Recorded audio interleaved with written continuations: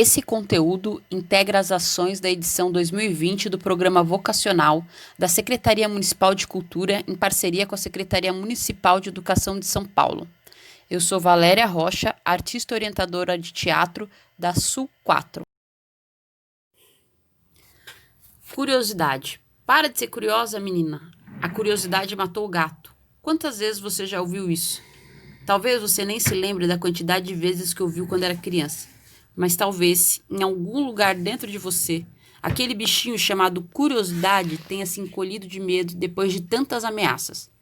Mas o que é curiosidade?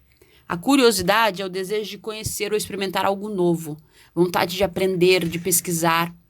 É um bicho que nasce com a gente, que toda criança tem. Ele não morre. Ele se encolhe quando o terreno não é fértil. A curiosidade é qualidade fundamental para fazer ciência, arte, para a vida.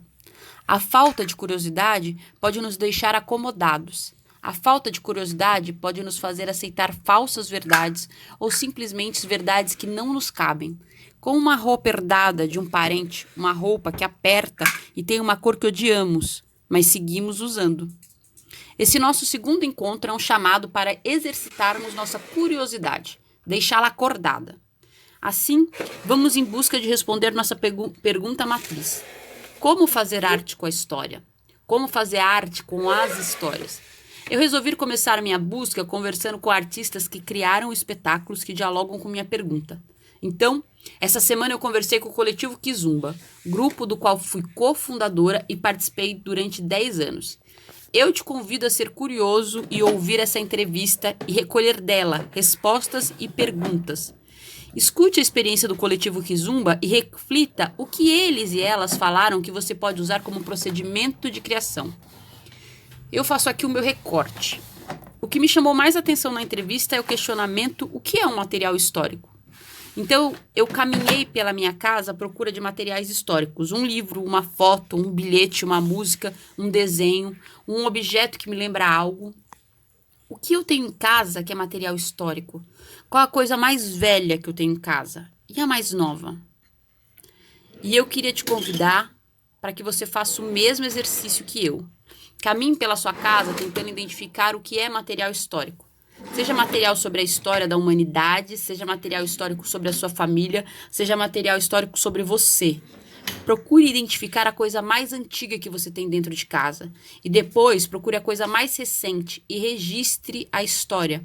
O registro pode ser feito de múltiplas formas: escrito, desenhado, anotando só algumas palavras. Seja curioso, pesquise, registre e separe um tempo para ouvir a entrevista com o Coletivo Kizumba. Pode ser enquanto lava aquela louça, deitado no sofá, enquanto tira o pó da estante, prepara um lanche. Inspire-se com as histórias das pessoas.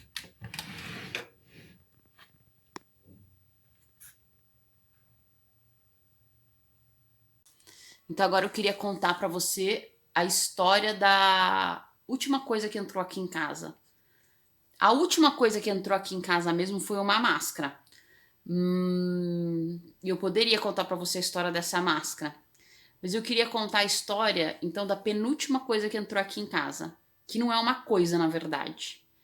É um ser que agora faz parte do meu bando. Essa daqui é a Filó. Filó. A Filó entrou aqui em casa há exatamente 2 meses, né, Filó? Que foi quando começou a pandemia. A gente ainda não tinha certeza se ia ficar com ela. A Filó tem 2 meses na nossa casa, né, Filó? Mas ela não tem 2 meses de vida. Ela já é uma senhora, apesar de não parecer. Apesar dessa cara jovial que ela tem, faz cara de jovem, Filó. Ai, que cara de jovem. Apesar de ter essa cara de jovem, ela não é tão jovem. A Filó tem 2 anos, então eu queria contar pra vocês a história da Filó. A história que eu sei da Filó, porque eu não sei a história toda da Filó. A Filó tem 2 anos, mais ou menos. A Filó já teve uma ninhada. Ela tem 3 filhotes que ela já não vê há 2 meses e talvez ela nunca mais veja. Porque eu não conheço as pessoas que adotaram os filhotes dela. É o Whisky, o Bolinha e a Estrela? Quando ela veio pra cá, ela não chamava Filó, ela chamava Sofia. Mas como eu tenho uma amiga que chama Sofia, eu achei estranho dar o nome da minha cachorra dela pra ela. Então a gente chamou ela de Filó e o sobrenome dela ficou sendo Sofia. Aí assim ela pode chamar Filó Sofia.